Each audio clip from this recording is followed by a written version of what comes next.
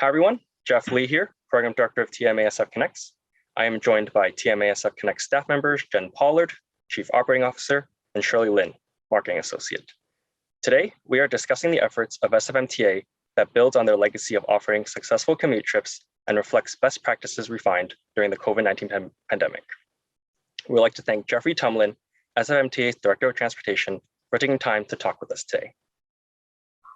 TMASF Connects has supported the use of public transportation services in the Bay Area and its benefits for the past 30 years. We are a privately funded nonprofit that promotes alternatives to driving alone. In this interview series, we'd like to discuss and highlight measures SFMTA has taken to welcome commuters back as they return or try the Muni system. From our most recent commuter behavior survey, taken pre-pandemic 2020, 30% of our association members take Muni as part of their daily trip. Jeffrey, you're an urban planner by trade with over 20 years of experience in the transportation world. You've also written a book on the subject, Sustainable Transportation, Tools for Creating Healthy, Vibrant, and Resilient Communities.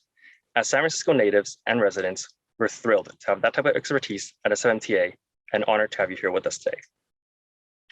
I'm happy to be here. Thank you. We understand that you joined SFMTA as the Director of Transportation in December 2019, shortly before the COVID pandemic began. What stood out to you about running the SFMTA system, and what lasting impacts for commuter transportation services do you foresee? That's a really big question to start off with. I started just about 2 months before the pandemic, and it changed everything. The pandemic wiped out 2 of our 3 biggest sources of revenue and was the biggest financial crisis that our agency has faced in its 110-year history. It was also, of course, a major public health crisis. Every single one of our employees was impacted in some ways by the disease, either directly or in their families. As a result of schools being closed, it was the biggest challenge that many of us have faced in our lifetimes, and it changed everything that we do. So early in the pandemic, we worked very hard, focused on protecting the health and safety of our workforce as well as the public, while also making sure that we were helping essential workers get around. We are also very conscious of the financial disaster and how long lasting that was going to be. And so we implemented a hiring freeze at the very beginning of the pandemic that lasted nearly 2 years. And as a result of that, we have well over 1,000 vacancies in the organization right now. That said, the pandemic had some silver linings and all of its tragedy. It forced us to get really creative. We knew that we had to reinvent everything that we did. Early on in the pandemic, we realized that 3/4 of our operating workforce were going to be in quarantine, and we needed to continue to deliver the transit system with about 1/4 of our workforce, and 1/4 of our workforce that we couldn't predict exactly who that was going to be from one day to the next. And as a result of that, we knew that we needed to retreat into a place of radical resiliency and completely rebuild the transit system from the ground up in order to prioritize our limited resources to serve those with the greatest mobility need.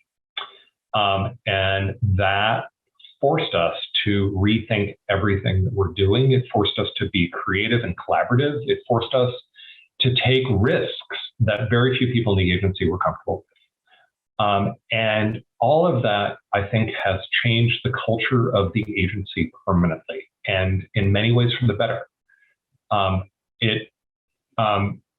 It created a great deal of clarity about our critical service function, and made us learn a lot of things about the system and what we're capable of.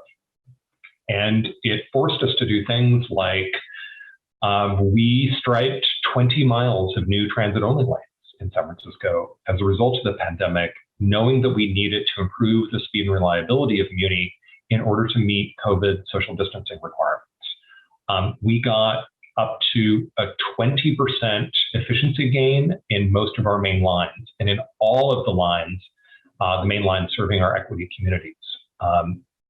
Muni reliability is better than it has been in the 30 years that I've lived in San Francisco, our Omicron wave notwithstanding, which really impacted our operator availability again back in February and March. We're getting about a 20% travel time savings in the subway. For our main lines, we had to abandon schedules and switch to what we call headway management, which is asking our bus drivers to simply space themselves out evenly between the bus in front of them and the bus behind them, because we didn't know what operators would be able to show up on a given morning and which operators would need to be in quarantine for the safety of the public. All of these will be lasting changes to the system, and mostly for the better, particularly as we recover. We also knew early in the pandemic that people needed space outside to exercise with social distancing. So we invented this sort of crazy, scrappy slow street program, some of which didn't work, but other slow streets had some unintended benefits, particularly streets that are now used not only for people commuting on bikes and on scooters, but also for people with disabilities. Folks with visual impairments or using mobility scooters found that they can safely use our slow streets in ways that they never really quite felt safe on our sidewalks. We're seeing school bike buses organized by parents of multiple schools across San Francisco that are using Page Slow Street and other slow streets as a way to safely allow groups of kids to use a bike to go to school, like I did when I was a kid, but that we haven't seen here in San Francisco in many years. Of course, we had, car-free JFK, created a car-free path from the Panhandle all the way to Ocean Beach that was just permanently legislated 2 weeks ago and signed by the mayor a week ago. That has been wildly successful, although it's created some need to invest in some overdue accessibility improvements to Golden Gate Park that we've been helping the Recreation and Parks Department with from the beginning of COVID and will continue doing. We've done other things like put all of our services online so that folks never need to come to our office as if it were, 1950 in order to fill out forms. It's been a lot of change in a very short period of time, and I'm so proud of what my staff has been able to pull off, despite all that they were suffering with regard to COVID and despite being understaffed by 20%. Wow.